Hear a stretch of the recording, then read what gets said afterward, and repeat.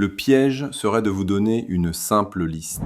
Plantez X et devenez riche. Ça, c'est un mensonge. La culture la plus rentable dépend de votre sol, de votre climat, de votre accès au marché et surtout de votre stratégie commerciale. Cette vidéo n'est pas une liste. C'est un cadre de réflexion stratégique. Nous n'allons pas seulement voir quoi planter, mais comment choisir la culture qui vous rendra vraiment rentable. Bonjour à tous et bienvenue. On me pose la même question chaque semaine. Quelle est la culture la plus rentable en Afrique? Qu'est-ce que je peux planter pour gagner de l'argent rapidement?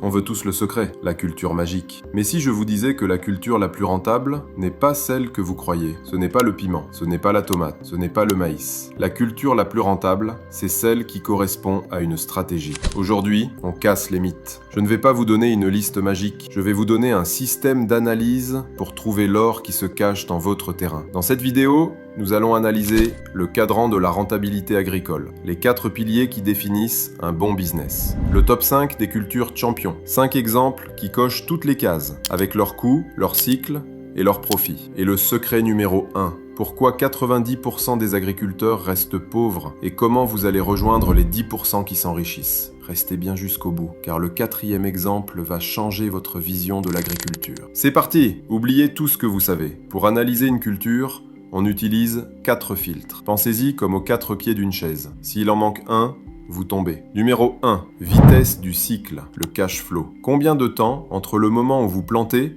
et le moment où vous encaissez? Une culture qui prend 3 mois n'a pas le même profil de risque qu'une culture qui prend 3 ans. En Afrique, le cash flow est roi. Numéro 2. Valeur ajoutée, la marge. Est-ce une commodité ou un produit de niche? Le maïs se vend au kilo, mais la vanille se vend au gramme. Plus la valeur au kilo est élevée, plus votre marge est grande. Numéro 3. La demande du marché, la vente. C'est la question la plus importante. Y a-t-il un marché? Est-il local, national ou international?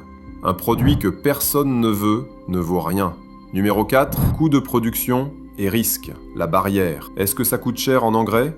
En pesticides? Est-ce que c'est une culture capricieuse qui tombe malade facilement? Plus le coût et le risque sont bas, mieux c'est. Maintenant qu'on a notre grille d'analyse, on va passer 5 cultures champions au crible. Champion numéro 1, le piment, le sprinter à haute valeur. C'est le favori de beaucoup. Pourquoi? Vitesse, rapide. 3 à 4 mois pour la première récolte, et vous récoltez pendant des mois. Valeur, très élevée. Le prix est fort et stable. Demande, massive. Tout le monde en consomme, localement et à l'export. Coût sur risque, moyen. Il a besoin d'eau, mais il est assez robuste. C'est un excellent business de cash flow sur petite surface. Champion numéro 2, le gingembre, l'or qui dort. Celui-ci est sous-coté. Vitesse, moyenne. Environ 8 à 10 mois.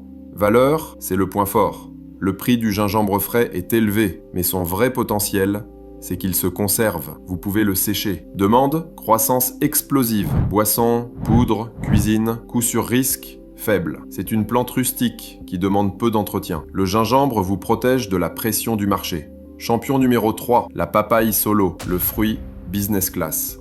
Vitesse, incroyable pour un fruit. 8 à 10 mois seulement. Valeur, très haute. C'est un produit premium pour les supermarchés, les hôtels. Demande, spécifique mais forte. C'est un marché de niche, mais très rentable. Coût sur risque, technique. Il faut maîtriser le sexage, l'irrigation. Ce n'est pas pour les amateurs, mais pour les entrepreneurs. Champion numéro 4, le manioc, le champion caché. Et voici celui qui va vous surprendre. Vous allez me dire, le manioc, mais ça ne coûte rien.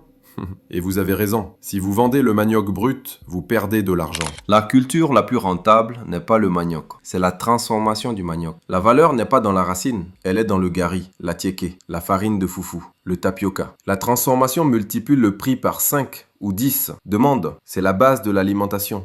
La demande est infinie. Coût, risque. Le manioc est la plante la plus facile à cultiver. Le risque est zéro. C'est le business parfait. Un produit de base, facile à cultiver, avec un potentiel de transformation infini. Champion numéro 5, le champignon, l'usine dans un sac. Pour ceux qui n'ont pas de terrain, vitesse ultra rapide. 4 à 6 semaines du début à la récolte. Valeur extrêmement élevée. Les pleurotes se vendent très cher au kilo. Demande, marché de niche, restaurants, supermarchés, en pleine explosion. Coût sur risque, technique. Vous avez besoin de substrat et d'un espace propre. C'est de l'agriculture urbaine.